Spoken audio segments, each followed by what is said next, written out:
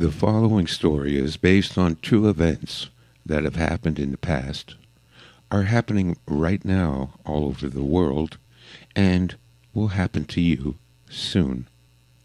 While the story is terrifying, know that each of these disasters could have been prevented. This is how it will go down for most people, but it doesn't have to go down this way for you. In part 2, I will tell this story of what this family could have done to prevent all of these terrible things from happening. Let's say you are the perfect family living the American dream. Dad is an electrical engineer with a six-figure salary. Mom is a nursing assistant, and they have 3 kids. 2 girls, 15 and 12, and a boy, 7. They have a cat named Fluffy and a dog named Betsy. They live in a nice home, in a nice neighborhood, and the value of their home is well above the mortgage they have on it. They have health insurance and 2 pension funds they contribute to. They also own a BMW, a minivan, a motorcycle, and a small powerboat in the garage. Week 1. One day, Mom drives to the local mall to pick up some groceries. The first thing she notices is that a quarter of the stores in the mall have shut down. When she starts shopping at the grocery store, she is shocked to see the price of a loaf of bread has gone from $2 to $5. Milk went from $3 a quart to $7.50 a quart, and ground hamburger went from $3 a pound to $9.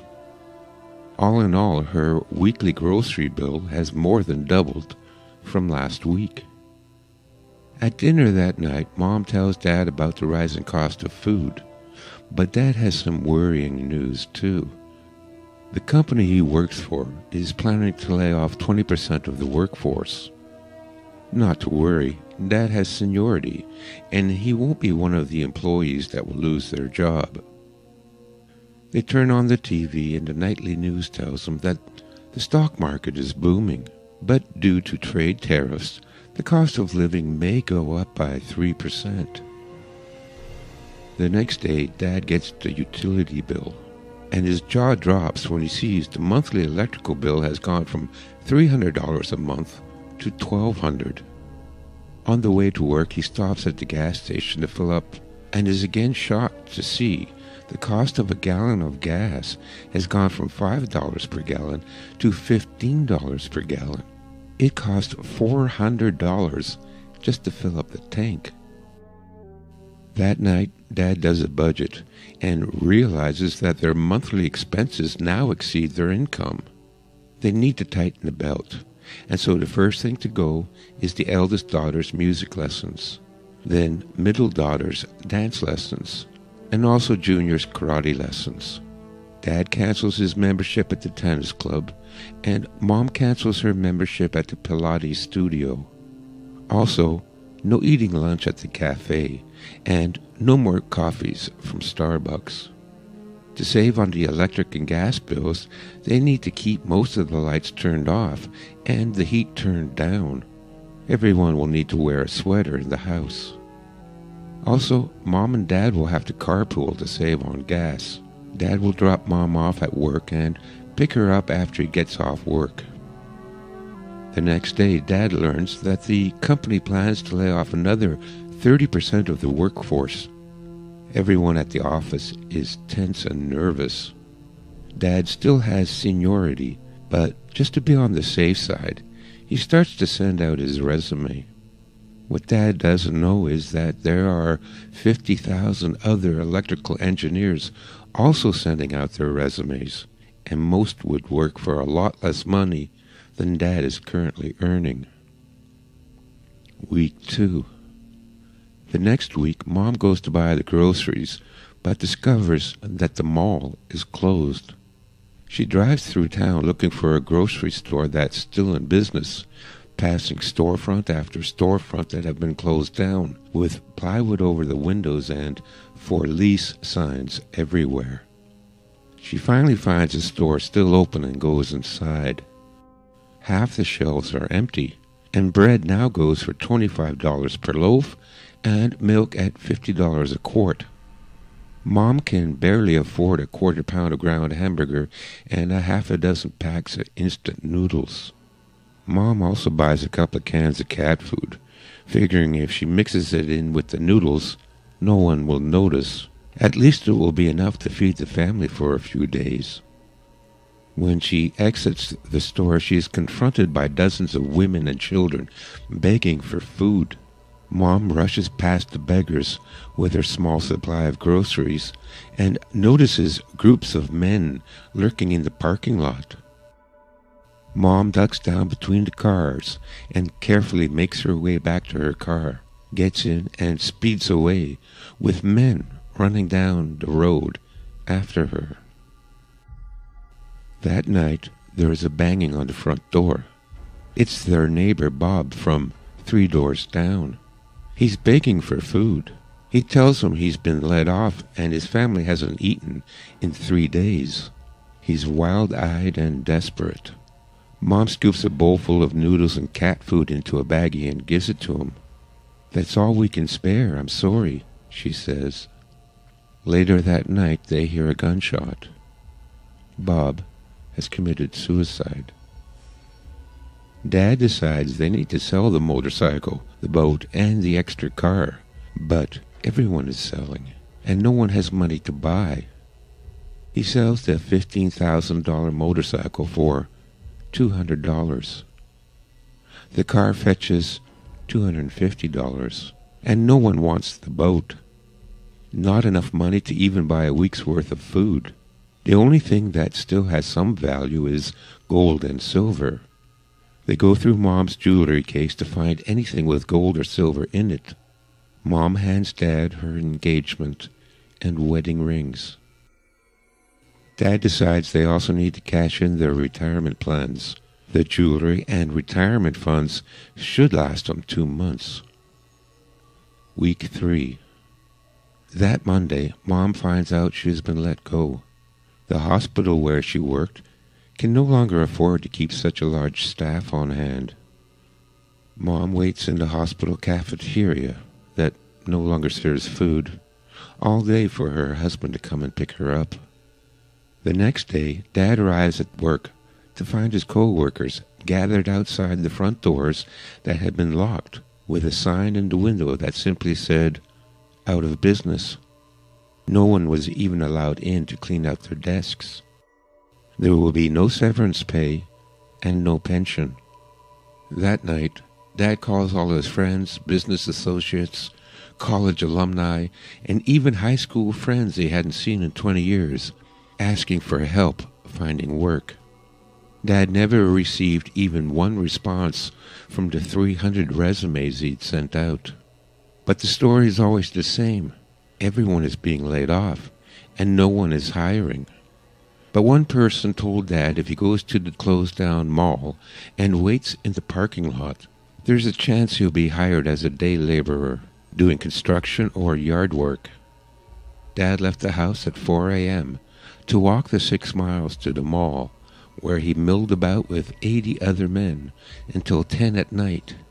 He did that every day for a week, but no one came around to offer any work, and Dad didn't go back. That night, there was the sound of breaking glass and yelling coming from down the street. The sky in the distance lit up from the fires started in some of the abandoned houses. There were no longer any emergency sirens. The police, ambulance, and fire departments were not responding to 911 calls. The next morning, Dad gets some tools and lumber from the garage and boards up all the ground floor windows. He goes in the attic and retrieves Great-Grandpa's 1911 Colt .45 that he had brought back from the war. There were 6 bullets in the box, and Dad loaded them in the magazine. Mail was no longer being delivered to homes, and Mom had to bicycle 5 miles to the post office once a week to pick up the mail. There was a letter from the township announcing that property taxes had been quadrupled and made retroactive, and that they now owed $9,000 in back taxes. The electric bill had doubled again. Instead of having 2 months' worth of money to pay expenses, they were now 6 months behind. There was nothing left to do but to sell the house. Dad called a real estate agent he met at the Lions Club, but the number was out of service. He called another 10 brokers listed in the Yellow Pages until he found one that answered the phone. She told Dad that they would no longer represent sellers. Everyone was selling, and no one was buying. She entered his address into the computer and told him the average selling price for homes in his area. It was less than half their modest mortgage. Even if they could find a buyer, they would still owe money. The real estate agent confided that Dad's best option was to stop paying all bills and live in the home and save as much money as they can until they are evicted. Week 4. The next day the power was cut. So were the gas and the phones.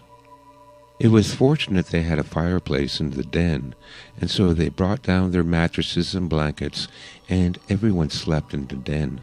Dad would stay up late to feed the fire, so they wouldn't all wake up freezing at 4 in the morning. There was no money to buy pet food for Fluffy and Betsy, and both were looking thin. Although an indoor cat, Mom let Fluffy out, in the hopes that her instincts would return and she could hunt for herself. Fluffy never came back. One night the middle daughter developed a chronic cough. Mom's nursing experience told her she was suffering from respiratory bacterial infection. She needed antibiotics, but they would need to visit a clinic first. Thank God they still had health insurance. Dad siphoned the gas from the boat's tank and hoped it would be enough to drive their daughter to the nearest hospital. The hospital was packed. They had to park a mile away, and when they arrived at emergency, there were 200 people there, yelling and screaming at the dozen heavily armed security guards that surrounded the admissions desk.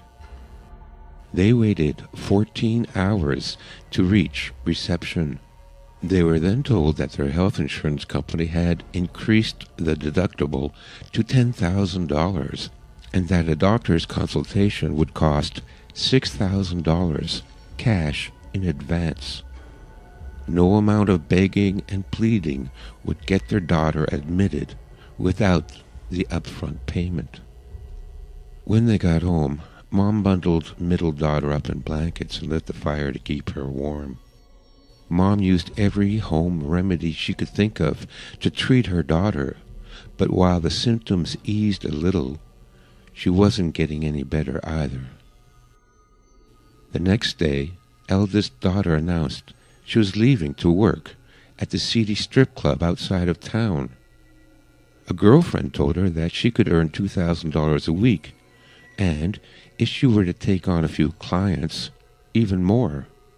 Because the roads were so dangerous, she would stay in one of the rooms at the club and be back in 3 weeks with the money to get little sister the medical help she needs. Dad said absolutely not. He would not sell his 15-year-old daughter into prostitution. But after much arguing and tears, Mom and daughter convinced Dad that there really was no other way. That eldest daughter was going to save her sister's life and save the family, and that everyone must sacrifice in order to survive. Week 5. A week after eldest daughter left, Dad walked down the street going door to door to see if any of his neighbors still had phone service. The once tidy and quaint neighborhood looked like a war zone. More than half the homes had been abandoned, each with a large pile of garbage and discarded furniture in the front yard. Several had been burnt down. When he knocked on the doors of those houses that didn't look abandoned, no one answered. Several times he heard movement inside, but no one answered the door. Finally, he found a home that answered the door, shotgun in hand. It was Jeff, one of the fathers he would see at his daughter's dance recitals. Jeff still had a functional landline that he allowed Dad to use. Dad first called the Strip-O-Rama and asked to speak to his daughter. The woman who answered told Dad that she no longer worked there, that she left with her boyfriend and no one knows where they went. That's all Dad could find out, but he knew eldest daughter would never leave the family. A sickening realization sunk in that she was probably trafficked into the sex slave trade. There would be no way to find her. Dad next called his uncle, who had a big house outside of town and whom he hoped would allow him and his family to move in with him. But there was no answer. Finally, Dad called a government information helpline, where a recorded message informed callers that until further notice, all government services were suspended, that a homeless area had been designated underneath the highway overpass, and that emergency food supplies will be distributed every Thursday. That night, middle daughter passed away from her illness.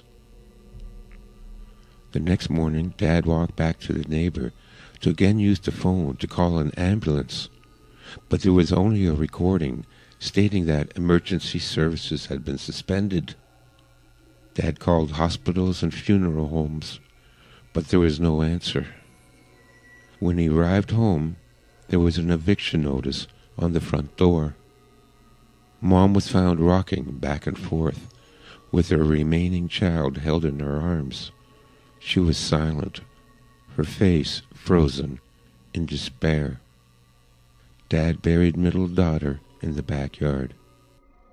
Then he loaded the minivan with clothes, blankets, and sleeping bags, some camping supplies, and what little food they had left.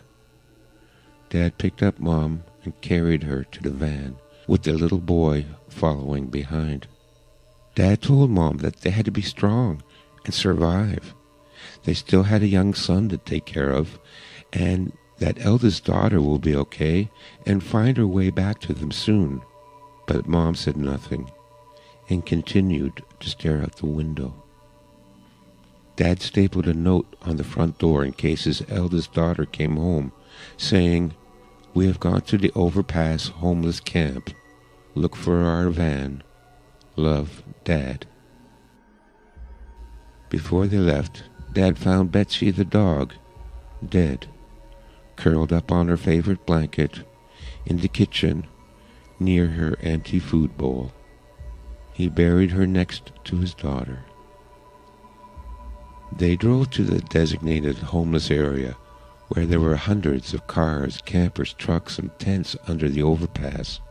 They slowly drove along the overpass looking for a spot to park, passing dozens of open fires surrounded by people huddling for warmth. Dad cooked some instant noodles on the propane stove and put on a brave face for Mom and his son, and told them so long as they stick together as a family, everything will be all right. Mom didn't reply and continued to stare into the distance.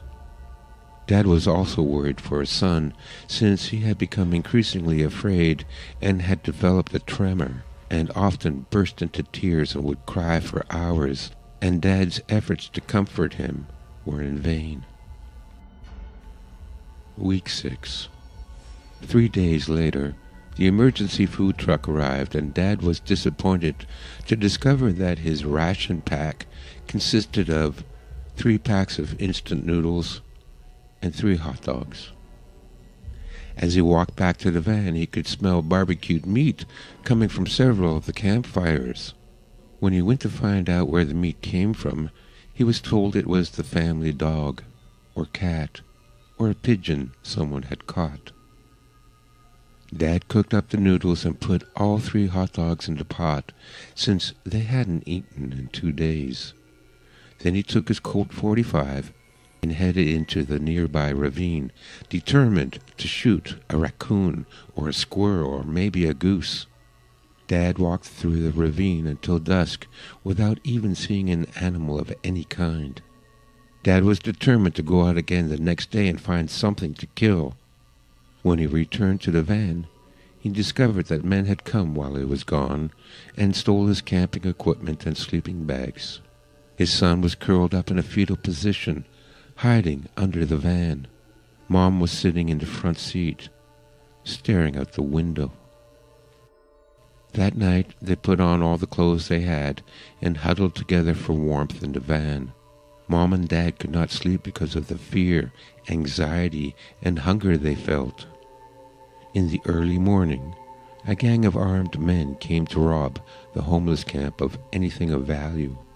Some of the homeless had firearms and fired shots to defend themselves, but the gang was heavily armed and sprayed the camp indiscriminately with gunfire, killing dozens of people. A stray bullet pierced the side of the van and went through the young boy and Mom, killing both instantly. Clutching the bodies of his wife and son close to him, Dad watched the sun come up and then went to bury his family in the ravine. After he was done, he put the barrel of his Colt 45 to his temple, and his last words before pulling the trigger was, "I am so sorry."